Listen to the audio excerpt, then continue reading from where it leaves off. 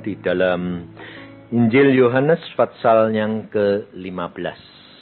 Injil Yohanes pasal 15. Ayat-ayat ini sudah begitu terkenal, maka dari itu kita baca mulai ayat yang pertama. Injil Yohanes pasal 15. Mulai ayat pertama, demikian firman Tuhan. Yohanes pasal 15. Akulah pokok anggur yang benar dan Bapakkulah pengusahanya. Setiap ranting padaku yang tidak berbuah, dipotongnya. Dan setiap ranting yang berbuah, dibersihkannya. Supaya ia lebih banyak berbuah. Kamu memang sudah bersih karena firman yang telah kukatakan kepadamu.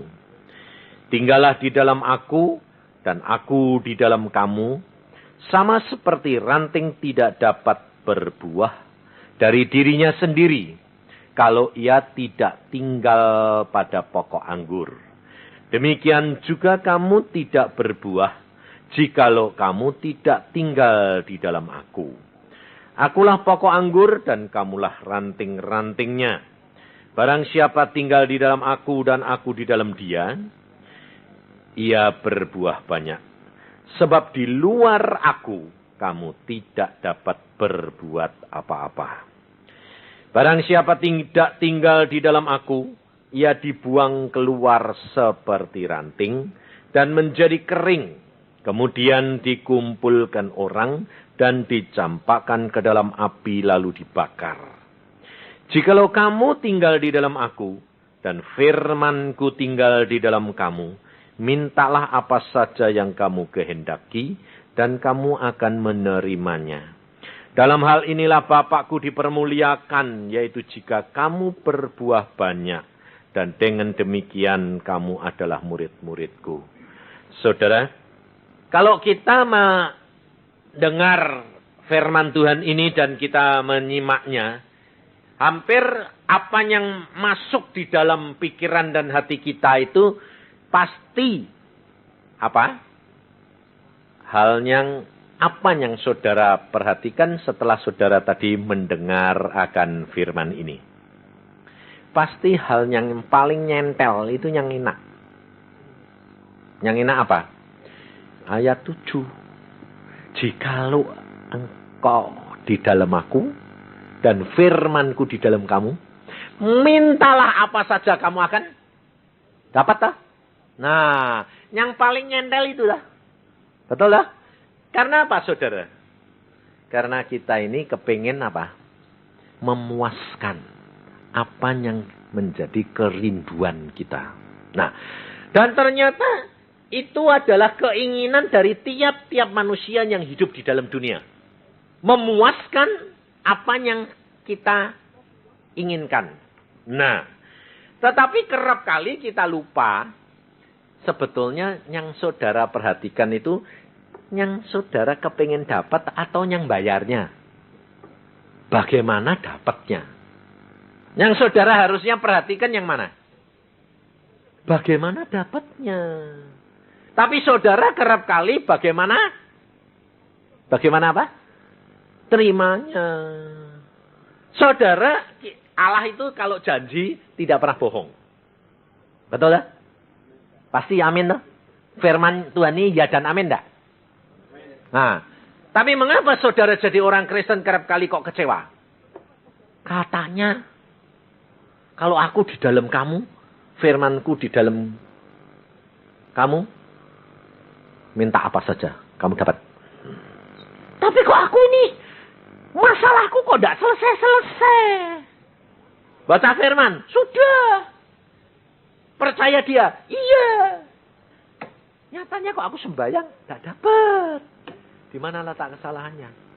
Nah, firman Tuhan ini, saudara, dilakukan pada waktu Tuhan Yesus berbicara kepada murid-muridnya sebelum Tuhan Yesus naik ke atas kayu salib. Berarti murid-muridnya ini, rasul-rasulnya ini dengar enggak? Hah? Dengar. Nah, waktu Petrus ini dengar perkara ini.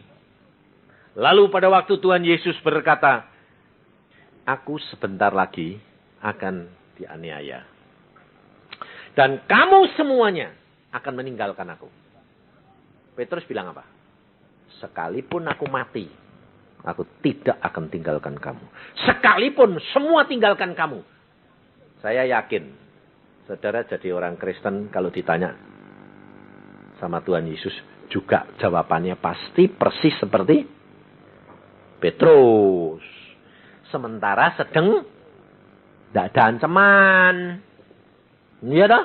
Sementara senang, keberkatan, semua aman loh. Kalau ditanya sama Tuhan Yesus, kamu akan setia? Tuhan bilang, seandainya saat ini Tuhan ngomong, kamu semua satu saat akan meninggalkan aku. Kamu bilang apa? Enggak bakal Tuhan. Pasti dah. Jawabannya sama tuh. Padahal Petrus itu dengar kata-kata itu dari mulutnya Tuhan Yesus sendiri. Petrus tidak percaya. Padahal kalau Tuhan Yesus itu bicara, mesti jadi. Nah, apa bedanya sekarang Tuhan Yesus sudah di surga? Lalu kalau Tuhan bicara kepada saudara melalui mimpi, bisa melalui penglihatan, bisa melalui pendengaran, bisa melalui suara hati.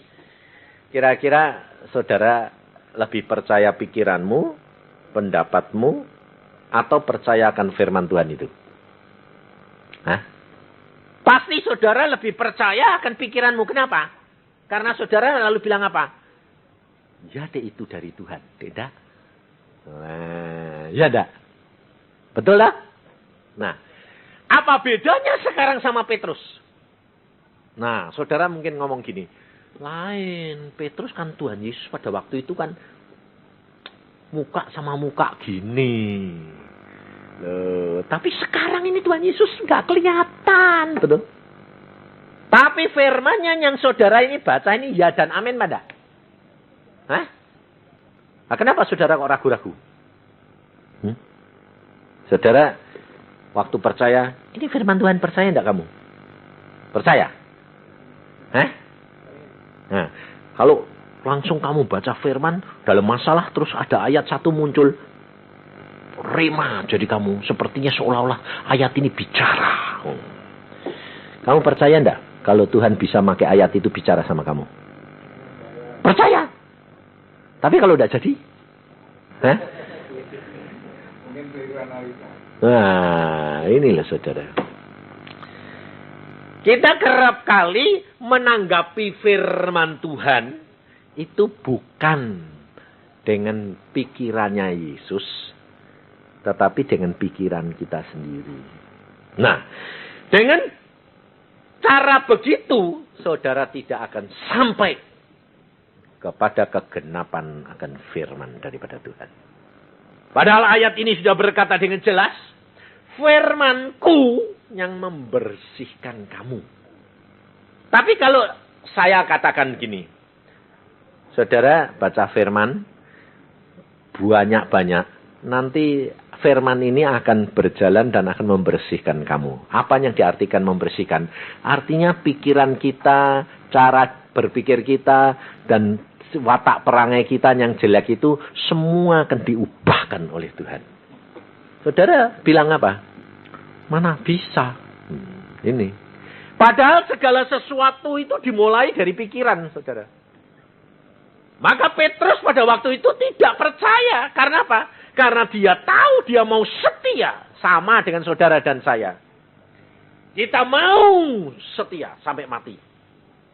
Tapi kalau sudah menghadapi satu kenyataan, Petrus pada waktu lihat Tuhan Yesus ditangkap, seorang gadis perempuan tanya, kamu muridnya toh? Enggak. Loh. Karena apa saudara?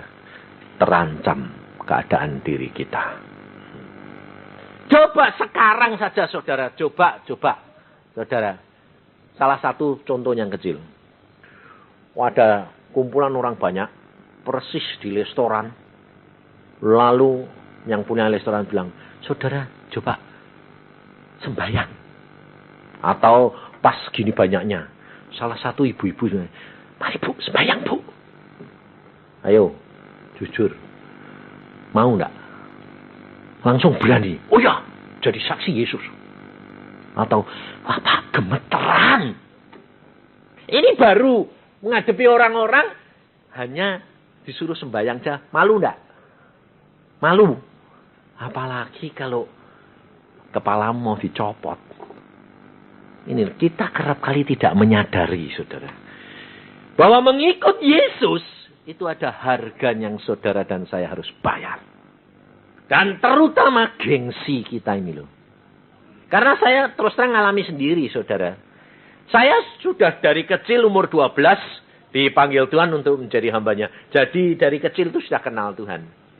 Tapi waktu saya mahasiswa atau saya masih SMA, kalau di restoran, di warung, di makan soto sama orang banyak gitu, mau makan biasanya kan sembahyang. Mau sembahyang ini lihat kanan kiri sih, bingung. Terus terang jujur, saudara pernah ngalami enggak? Wih, sok suci. Apalagi kalau di kos saya dulu. Kos makannya barengan.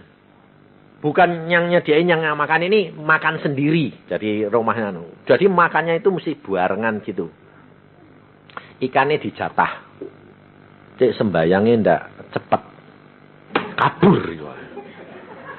Pernah saya sembayang. Amin. Loh, iya hilang. Ayamnya hilang. Waduh.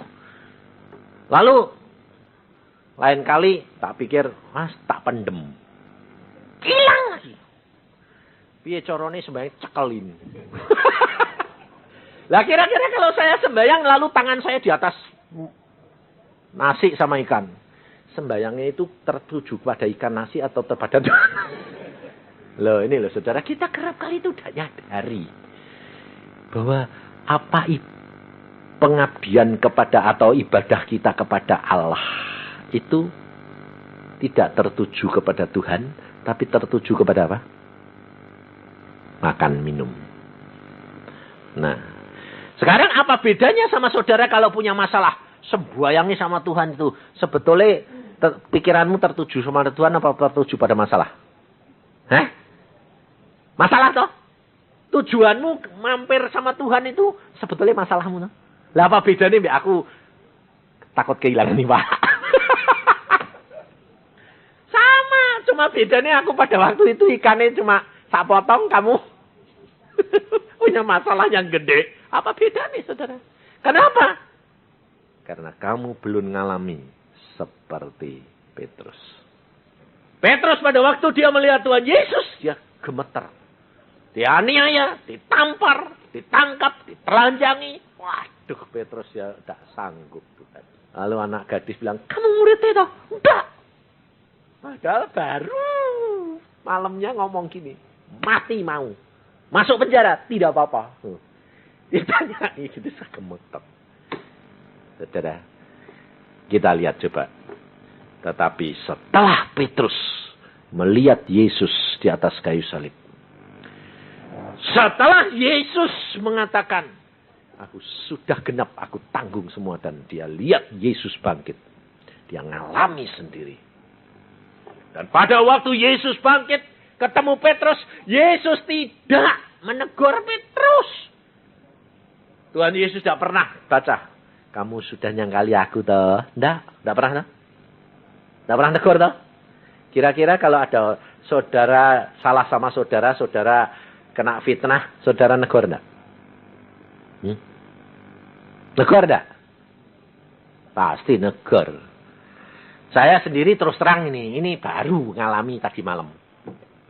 Saya harusnya kan khotbah di Goskit. Kemudian dibatalin. Jadi hari kemarin malam saya harus khotbah. Kemis malam baru diberitahu. Maaf Pak, tidak jadi. Saya dikasih tahu sudah biasa. Saya bilang, oh tidak jadi. Tidak apa-apa. Nah, tidak apa-apa. Memang tidak apa-apa saya. Saya rileks, santai. Sudah biasa. Kalau mau khotbah dibatalin itu sudah biasa. Meskipun sudah diumumkan di koran. Tidak apa-apa, saya bilang. Waktu saya berdoa, saya Jumat pagi saya berdoa, saya bilang gini, Tuhan, saya besok sore tak datang ya Tuhan, tetap ke Gosgate. Saya tidak datang untuk khotbah. Saya pakai kaos oblong, saya bilang saya datang cuma nongkrong. Turut dengerin khotbahnya Yunas, saya bilang. Lalu Tuhan jawabannya apa? Buat apa? Mau bela diri? Saya pikir-pikir, bela diri sih enggak. Cuma aku kepengen panitia ini ngumum kene itu piye. Nah, apa bedane?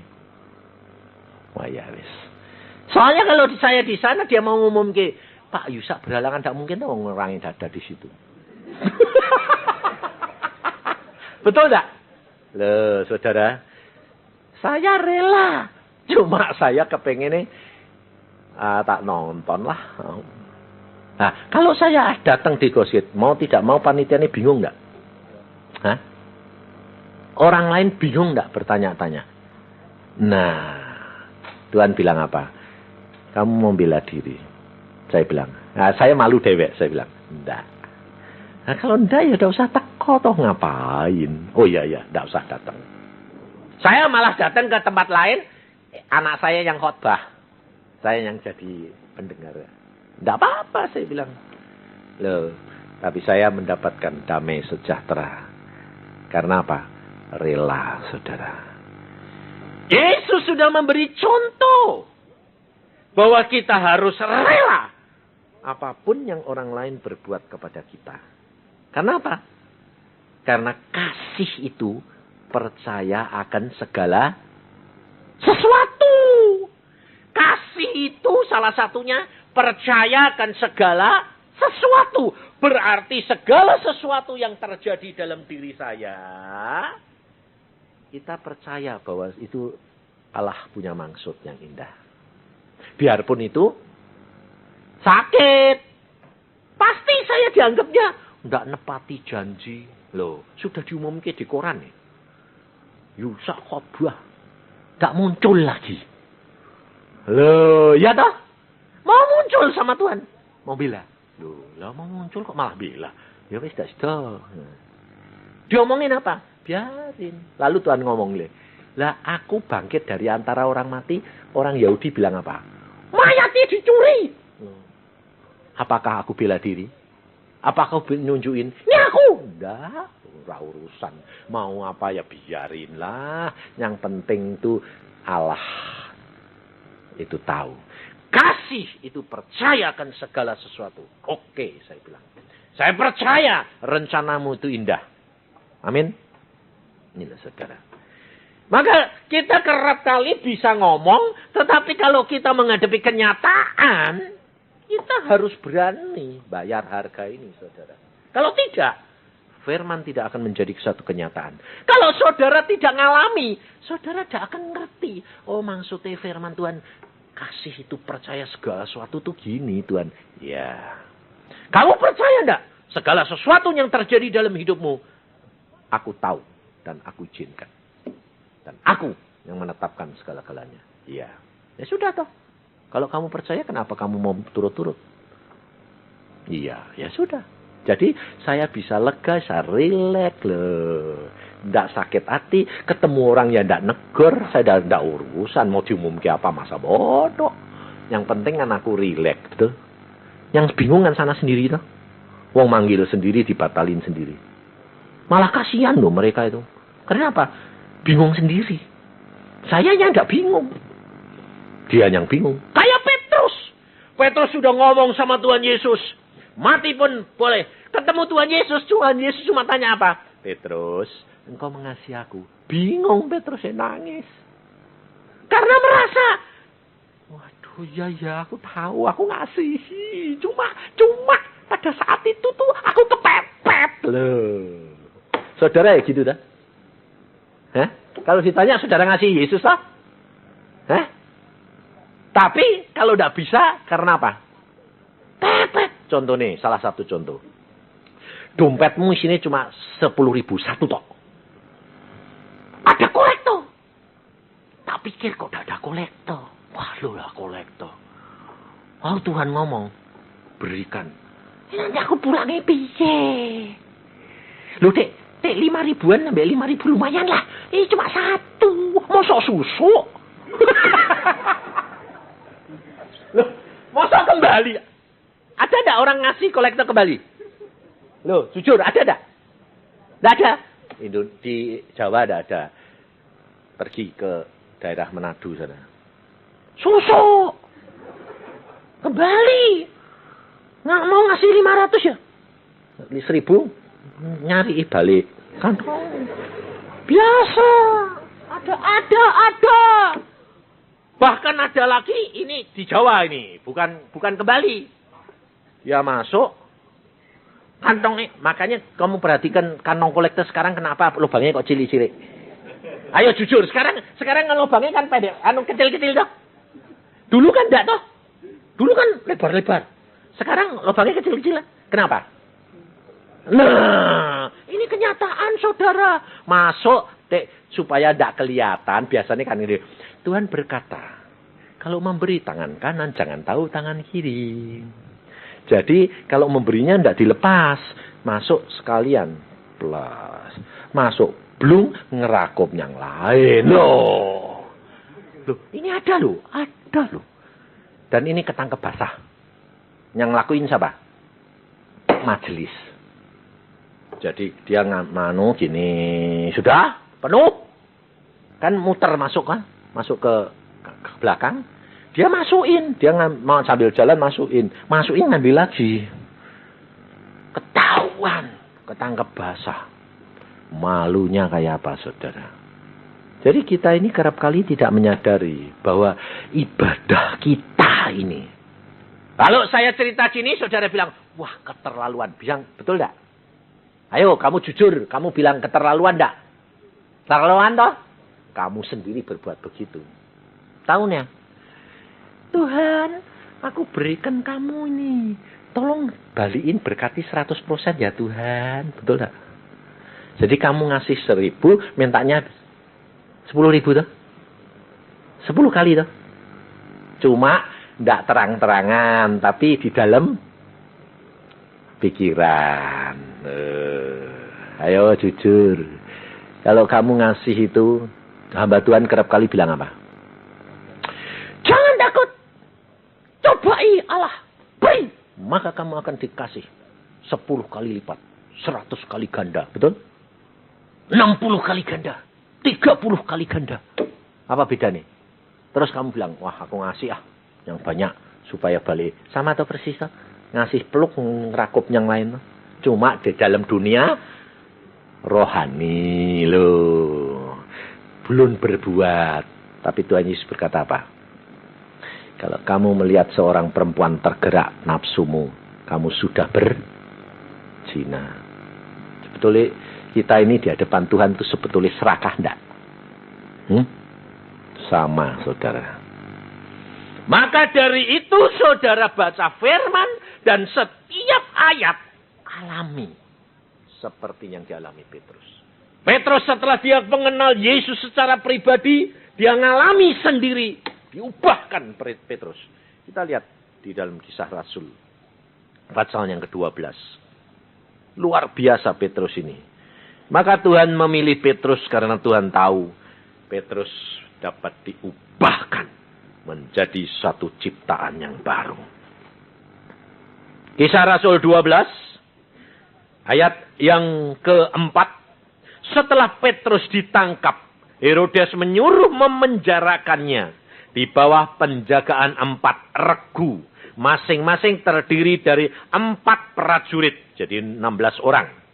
Maksudnya ialah supaya sehabis Paskah, ia menghadapkan di depan orang banyak. Demikianlah Petrus ditahan di dalam penjara, tetapi jemaat dengan tekun mendoakannya kepada Allah.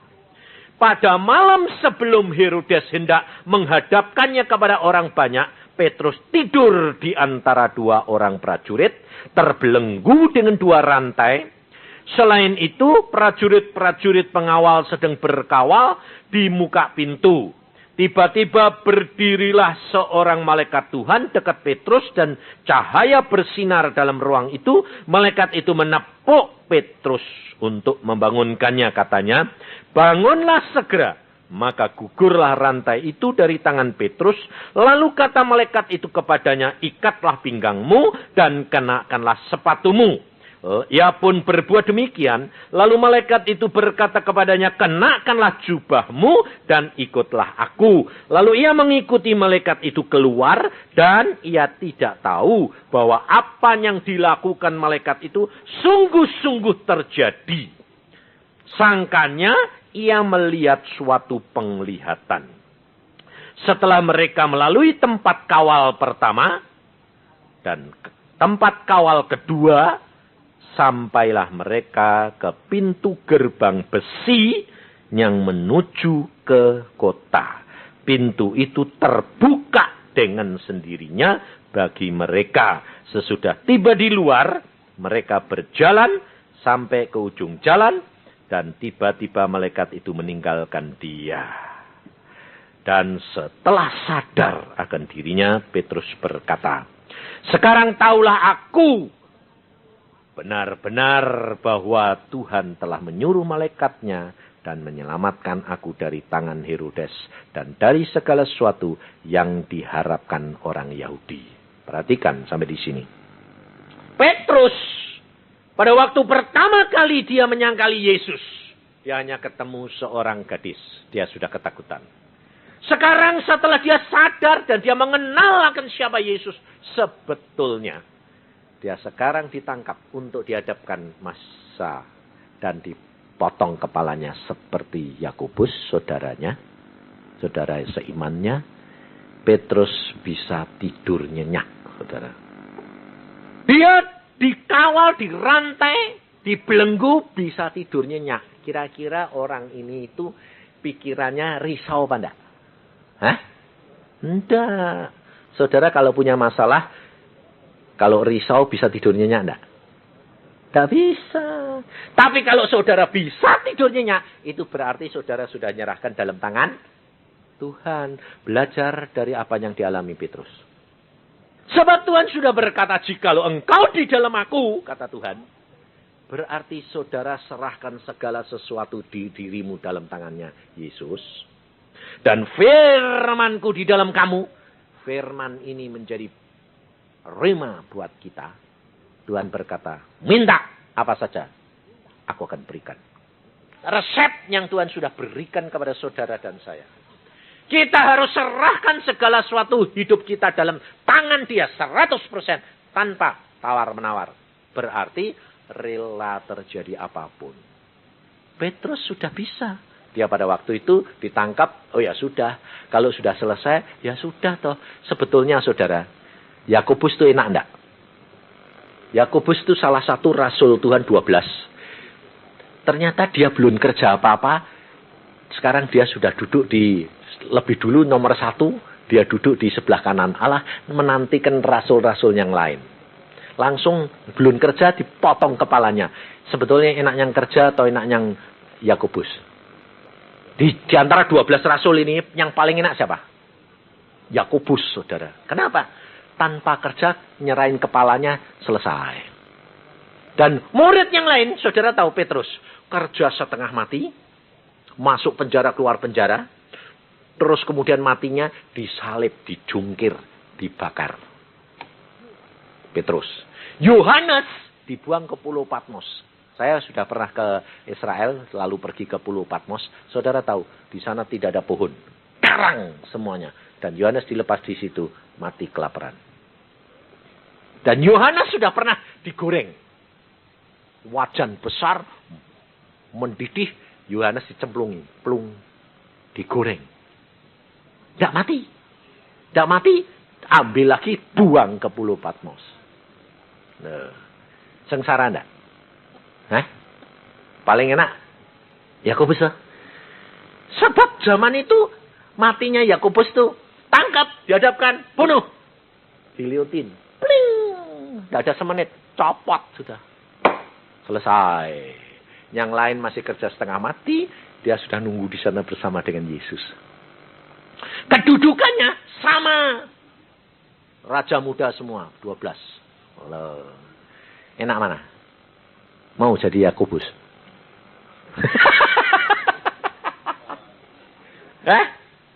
Kamu bilang apa? Jangan dulu Tuhan, anaknya masih kecil. Ya ini saudara. Yang membuat kita menderita sebetulnya itu pikiran kita sendiri. Saudara serahkan dalam tangan Tuhan, Tuhan yang ngatur. Contohnya Petrus.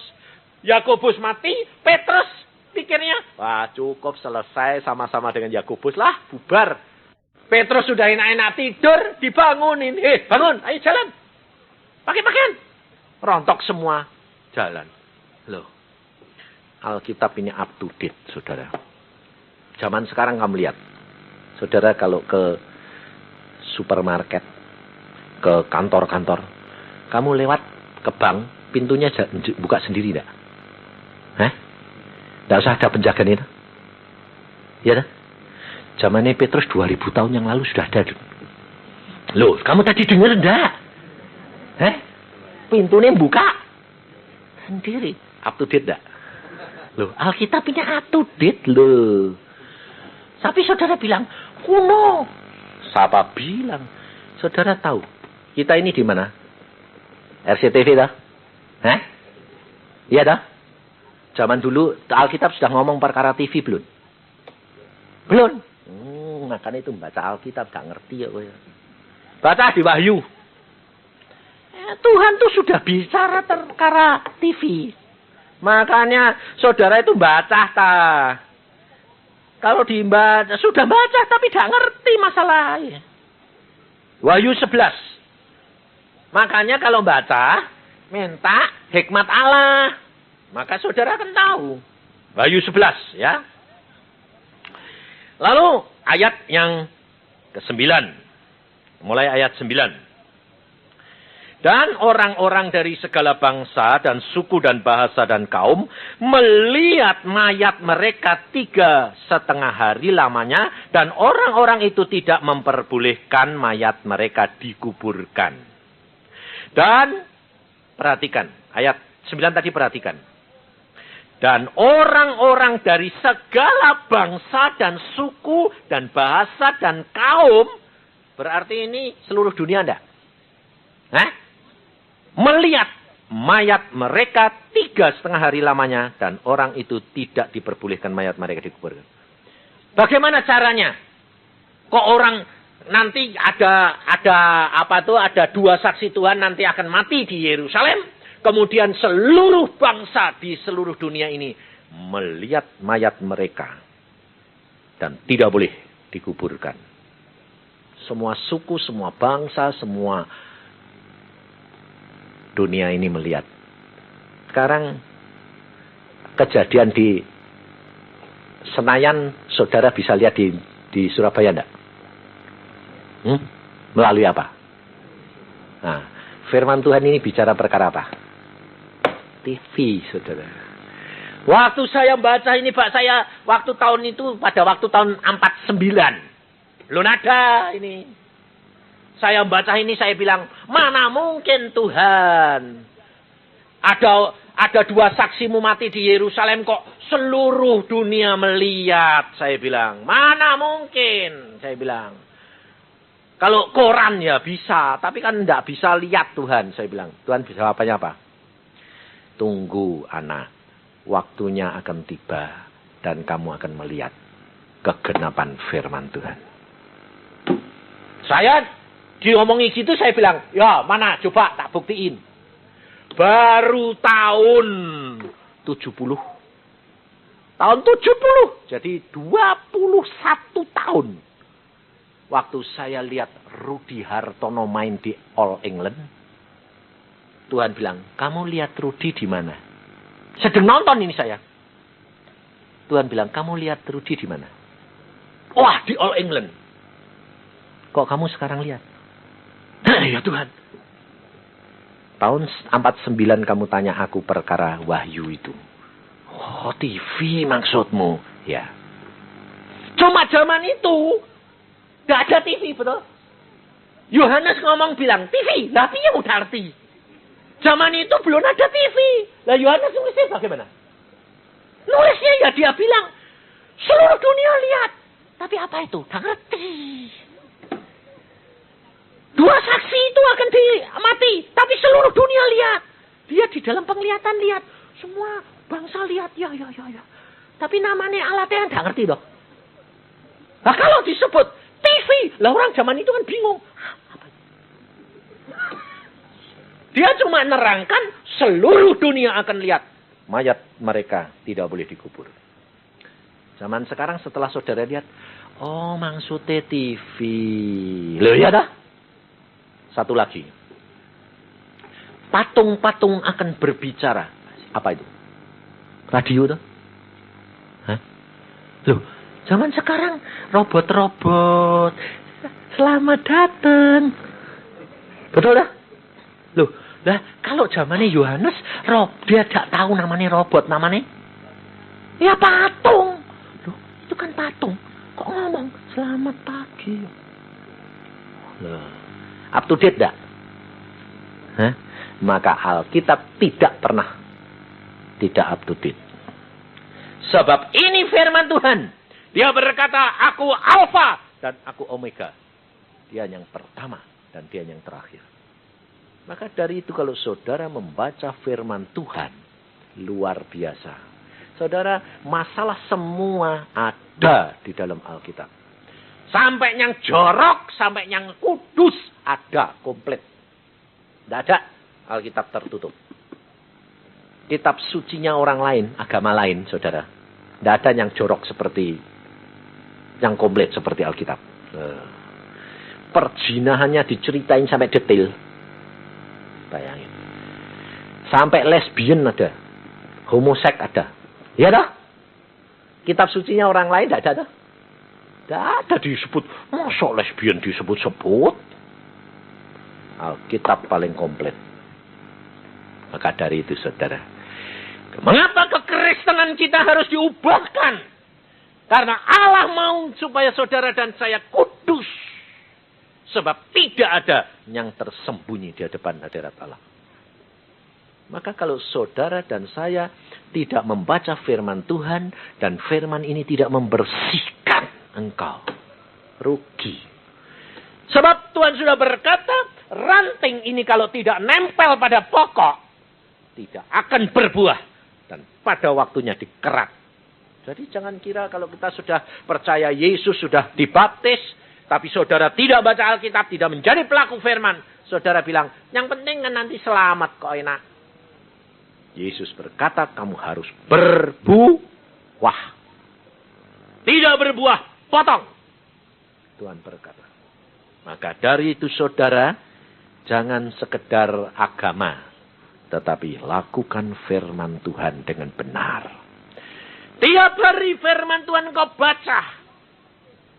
Dan kalau engkau ditegur dengan firman Tuhan karena watak dan perangaimu belum berubah. Bagaimana caranya sekarang? Bagaimana caranya kita mendapatkan apa yang Tuhan berkatakan? Jikalau engkau di dalam aku dan firmanku di dalam kamu. Minta apa saja. Ini yang penting saudara. Bukan janjinya, tetapi bagaimana kita mendapatkan semuanya itu. Hidup penuh dengan penyerahan yang total. Allah yang menetapkan seperti Petrus. Jangan takut. Kalau belum waktunya mati, tidak bakal mati. Petrus sudah ditetapkan mati. Tapi Tuhan berkata, belum waktunya. Lewat pengawalnya tidak tahu. Pintunya buka. Pintunya bukan pintu kaca loh. Itu besi. Buka dewek. Jalan. Keluar. Rantai belenggunya lepas loh. Saudara tidak perlu takut. Meskipun sekarang saudara menghadapi satu masalah yang berat sekalipun. Jangan takut. Serahkan dalam tangan Yesus. Tunggu. Dia mengirim pertolongan. Rema. Pasti akan jalan keluar ada. Kenapa? Karena dia sudah berkata, aku jalan, kebenaran, dan hidup. Maka Yesus berkata, jikalau engkau di dalam aku. Berarti saudara di dalam Yesus menyerah total. Hilang. Hilang. nekat, berani, lepaskan segala sesuatu. Kamu hanya berpegang akan firman-Nya, maka akan terjadi segala sesuatu itu. Ini hidup kekristenan. Maka kita kerap kali harus berlatih. Setiap kejadian ini dipakai untuk kita berlatih, saudara. Sebab Tuhan sudah berkata, barang siapa setia dalam perkara yang kecil, dia akan diberi tanggung jawab yang besar. Kita kerap kali susah, saudara. Saya sendiri sebagai hamba Tuhan, jangan dikira gampang, sulit. Apalagi saya kerap kali dipanggil orang untuk sembahyang. Nah, waktu saya sama anak saya ini pergi ke Boromius Rumah Sakit di Bandung. Ada ibu sakit, dokter berkata, tinggal semalam. Nanti tinggal malam ini, besok sudah siap saja. Jadi sudah disiapkan segala-galanya. Waktu saya dipanggil, anaknya ini dokter, dia bilang, Pak Yusa tolong doain mama saya. Kenapa? Mama saya sudah ada harapan, dokter bilang malam ini. Loh, nah mamahmu koma? Enggak, Pak, tapi goyang terus, Pak, enggak bisa berhenti. Dan dokter berkata sarafnya sudah kena, jadi enggak bisa berhenti. Goyang terus, Pak. Loh, goyang apanya? Seluruh goyang terus, Pak. Kan matinya kasihan, Pak. Wah. Oke, sudah siap? Sudah. Nah, saya kalau dipanggil orang bilang sudah siap itu senang saya. Kenapa? Jadi sembahyang itu gampang. Gampangnya apa? Dek matian tidak disalahin. Jadi saya bilang sudah siap? Sudah. Karena dokter sudah bilang tinggal semalam. Jadi dek mati ya tidak apa-apa toh. Jadi saya bilang oke. Sampai saya sama anak saya Jenny. Saya cuma gini. Waduh. Ibu ini sih kasihan ya Tuhan.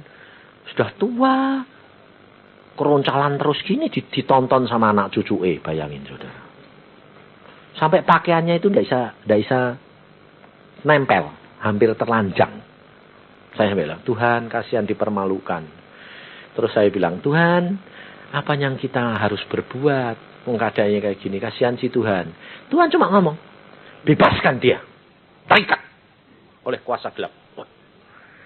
Tak pikir, tak bebasin, terus mati. Jadi aku sembahyang enak. Bebas ya Tuhan, ya. Setan, lepasin dia dalam nama Yesus. Lepasin dia. Jangan ribut. Amin. Jadi saya tidak ngomong panjang-panjang sembahyang, tidak panjang-panjang. Tidak, cuma berapa kata. Amin. Selesai. Amin kan semua buka mata. Anak cucu buka mata kabeh. Gerakannya 3 kali lipat. Jadi tidak tambah tenang, tambah pakaiannya semerawut. Lari kabur semuanya. Ranjangnya goyang. Kata. Saya membuka mata. Hah? Lah kok malah gempa bumi. Tofannya datang. Tapi saya tidak terpengaruh, saudara. Yang terpengaruh anaknya. Wah, sama dokter itu. Mata semua lihat saya. Saya tahu. Saya tanya Tuhan. Mereka lihat mata ini, lihat aku kabeh lho. Pasti tanyanya gini. Ini tambah di 2 kita. Ini salah manggil hamba Tuhan. Lalu satu dokternya bilang gini, anaknya salah satu dokter dia tanya gini, Pak Yusa, apa? Sudah? Udah. Loh kok ribut? Dia bilang, iya. Kamu ini jangan ditipu setan. Ini kan cuma ulai setan. Tambah ribut supaya kamu kepancing. Sebab kalau kamu kepancing, loh, kok malah ribut? Berarti kan kamu merasa doamu tadi tidak mempan. Berarti nama Yesusnya mempan tidak? Tidak. Kamu jangan khawatir, itu cuma ulahnya setan. Oh gitu. Nah, sudah. Saya tanya sama anak saya, Den, kamu lihat apa? Dililit ular, Pak. Ah iya, lilit ular. Jadi belum tentu mati ya. Enggak, ini dilepas kayak ya wis. Wis yuk. Dia juga belajar dari saya. Sudah, Pak? Sudah. Lah kok keroncalan wis ben. Saya pergi keluar pintu, Terus masuk mobil. Pulang. Jadi dokter ini tanda tanya gede pasti. Ngantar saya, dia sungkan toh ngantar saya. Makasih Pak Yusa, tapi terima kasih ya, pikir ya. Mas repot iki. Dia balik. Masuk kamar, bengong dia. Saya taunya setelah dia datang cerita. Bengong dia. Semua anak cucu bilang, kok aneh? Kenapa? Demikian Pak Yusa keluar pintu, ndak lihat mama. Mama langsung kayak pelembungan kempes. Cos, plus, tidur nyenyak. Jadi rame ribut gempa tadi mau narik perhatian saya toh. Wong saya yang sembahyang. Ngerti? Kalau saya tidak mau ngurusan sama dia toh harus menjadi pelaku firman karena nama Yesus. Setan ini kan kalah. Sudah disuruh keluar. Yang mesti keluar toh? Keluar. Jadi saya keluar, dia turut keluar. Kempes, pas tidur. Besoknya lusa, saudara tahu, emak ini datang ke rumah saya sama anaknya. Dia bilang, oh iya, terima kasih. Ada apa kok terima kasih? Aku bilang, lu ini lo mae. Mae yang mana? Lu yang kemarin, Mbok. Dua ke itu, sing 2-3 patah kata yang kamu ngomong. Sudah. Oh, loh, kok sembuh? Aku malah bingung. Loh, kok sembuh, Mak? Katanya mati. Dokternya bingung, Pak. Kenapa? Diperiksa itu malam itu, Pak. Dokternya bilang, loh, saraf-sarafnya semua sempurna. Dan dokter bilang, ini sih sudah sembuh sempurna. Sudah besok pulang. Jadi sembuh sempurna. Lalu saya bilang, Tuhan, ini sembuh kenapa? Lalu Tuhan bilang apa? Kasih tahu, jangan sakit hati lagi. Karena dia membuka pintu untuk setan masuk. Saya bilang, Mak, jangan sakit hati sama mantumu ya. Iya. Kamu sakit hati sama mantumu toh? Iya. Bertobat. Jangan sakit hati. Nanti setannya tambah gede. Sengsara. Makanya, sudah sana pulang. Ngucap syukur. Sembuh. Sampai sekarang ya sembuh itu. Tidak ada apa-apa itu. Tidak mati-mati itu. Kalau engkau tidak ngalami sendiri, saudara. Tidak percaya. Saya dulu ya kalau lihat gitu. Saya tanya. Lu Tuhan. Didoake kok malah. Gempa. Tuhan bilang. Jangan terpengaruh oleh mereka. Jangan kamu terpengaruh oleh apa yang kamu lihat, kamu dengar. Apa yang kamu sudah doakan. Jadi. Amin. Selesai. Percaya, saudara. Jangan takut malu. Hal ini berapa tahun yang lalu tuh saya di rumah sakit mana yang gempa juga.